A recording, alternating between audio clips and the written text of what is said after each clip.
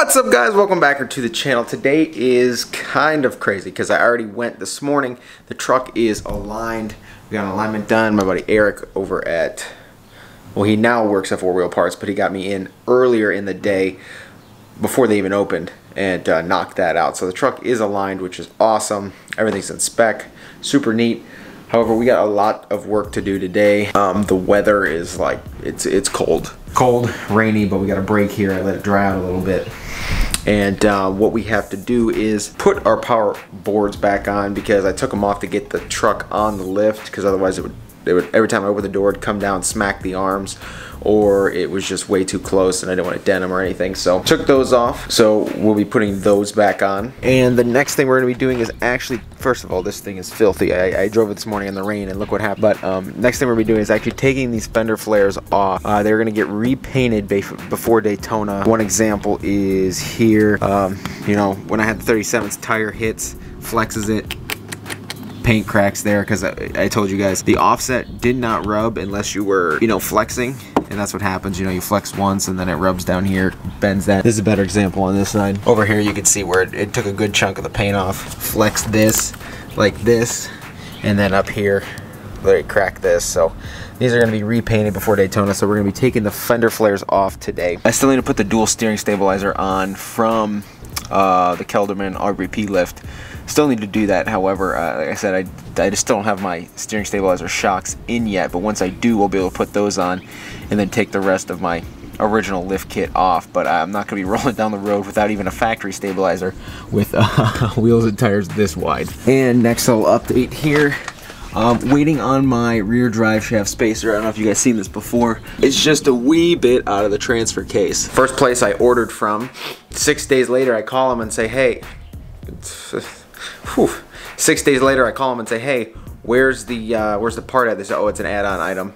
And I'm like, add-on item? I'm like, yeah, you can only add it on to a lift kit order. I'm like, you tell me that 6 days later? Second place I ordered from, they said, oh, it's 4 to 5 days out from the BDS place. Okay, it's been 5 days. No shipping whatsoever. So I called up Trail Quest here in Columbus. Called him, he said his suppliers got it. It should be in tomorrow.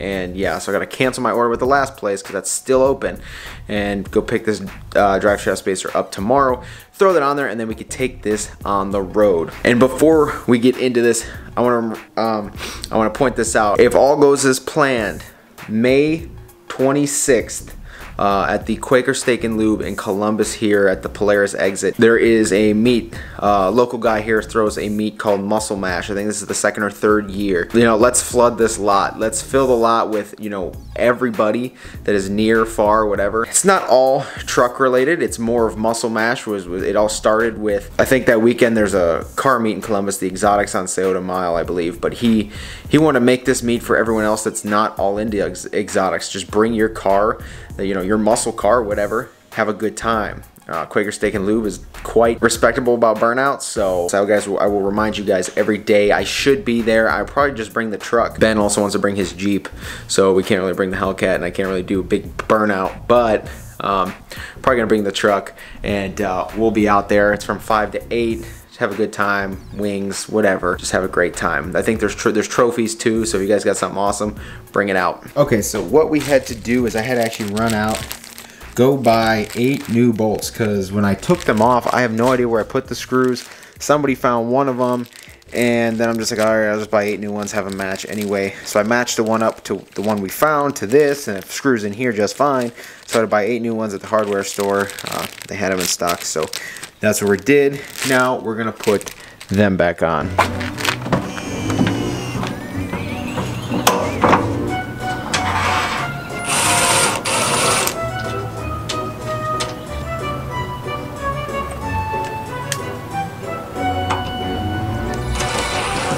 Okay, partial fail. I honestly thought they fit. I don't know why they don't. I swear I matched them up. So I guess we're gonna run back to the hardware store and try to get a new set. It's actually quite bizarre because I swear I screwed them all the way in when I got them. But this time I'm literally just gonna take the power board into Ace and find screws that work. All right, pulling into Ace here. Let's try try and not mess it up this time. Okay, well thankfully they had the little chart on the wall there where you can screw whatever bolt you have into it so you can find the match. And I literally found the one that gave me the same results of when I screwed it in. It kind of stopped after one thread. So I went to an M6 size Allen here, so we should be good.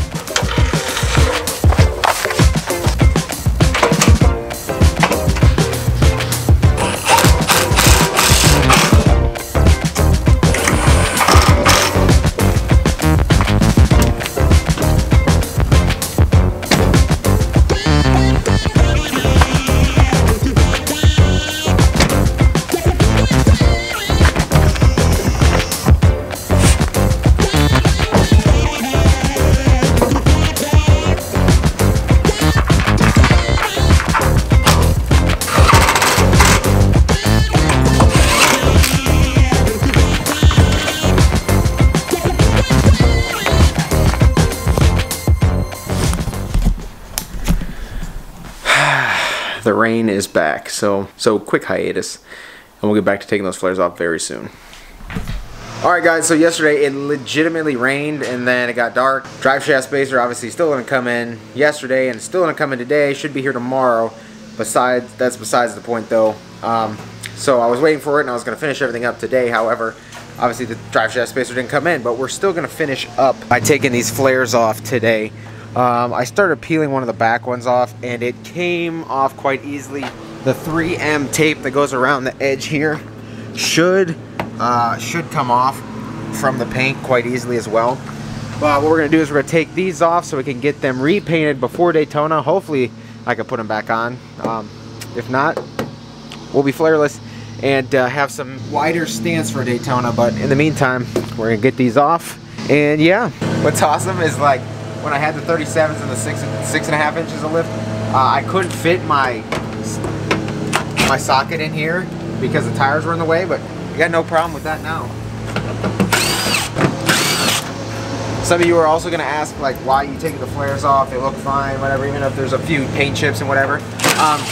I also have to do my rock lights. I don't wanna do my rock lights and do the same thing and mess up the paint again, so I'm gonna do it all at once. I'm gonna take these off, and then after I take these off, I'm gonna get my rock lights put in, and then after that, we'll be able to just unscrew these things and put the new painted flares back on. Oh, this is gonna be fun. I thought it'd come off. I thought the 3M would come off easy, but I guess not.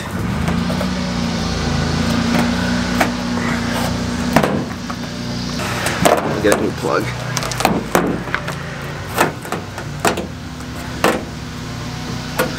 Factory flares, they look fine. I know people have taken off bushwhackers and they've huge scratches all over. This just looks dirty. And as you can see here, this is what sucks about flares.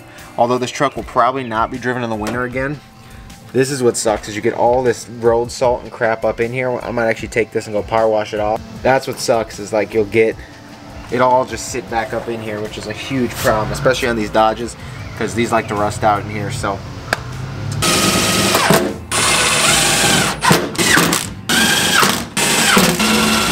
okay, this is actually coming off easier than I thought. I thought I'd have to be picking at this for like hours like the emblems, but I have to find more 3M to put back on too. Watch me get pulled over for like not having flares. It looks so weird without the flares, I feel.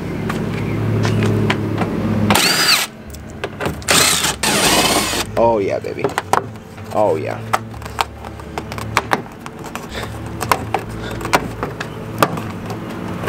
Might be a business. Oh yeah.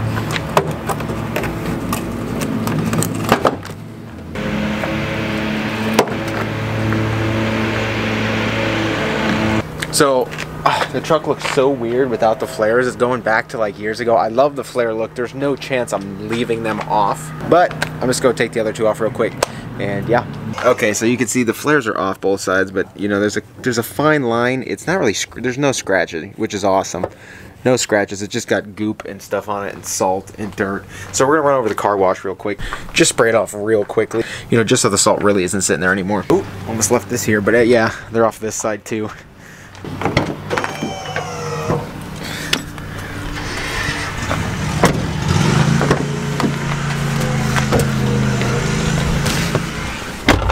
Okay, so we went and washed it. Honestly, that's why I hate those stupid car wash places. First of all, look at this. All I can do is with my finger and this stuff comes off. So I'm literally going to get the Meguiar's quick detail and rub this off with a microfiber. But like even here, the truck doesn't get clean. I did it solely to get all the salt off. Wheels, I power wash them, still don't get clean. I gotta wash them better. But when I was driving, I felt my steering quite loose.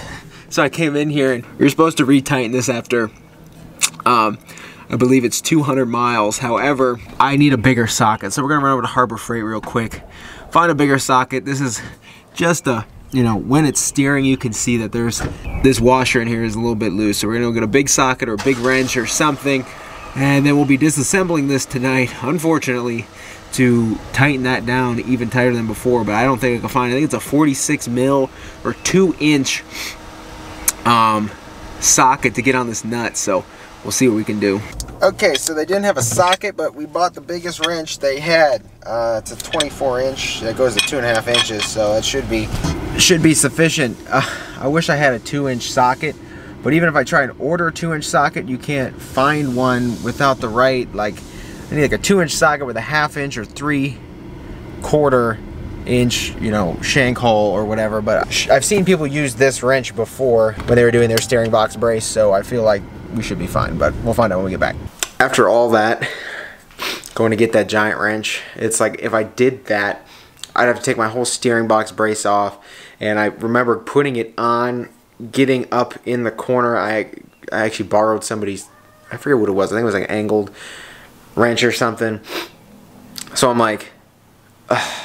So what I did was I went on Amazon and I ordered, thank God for Amazon, I ordered, and one-day pickup, I ordered a 2-inch socket with a 1/2 inch drive. So what I'm going to do is I'm literally going to take my impact, I'm going to turn the wheel all the way one way, I'm going to take off the bearing on there, and I'm going to impact it on and tighten it the way it should have been tightened, because when I first did it at first, there's no chance. I used giant pliers, and I mean I got it tight, but obviously it's loose, and you're supposed to retorque it after 200 miles. So it's about that time. It's time to retorque it. I could just see it's a little loose because I was driving. It's like, why is this is not, something's not right here. I mean, it still drove fine, but it got really loose, and obviously the pitman arm won't fall off because of the bearing holding it in.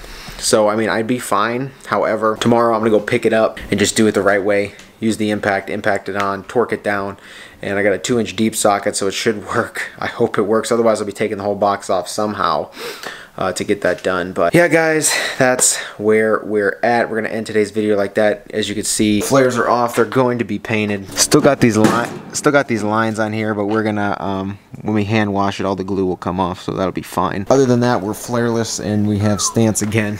But I do kind of like it without the flares, but the flares just add that touch.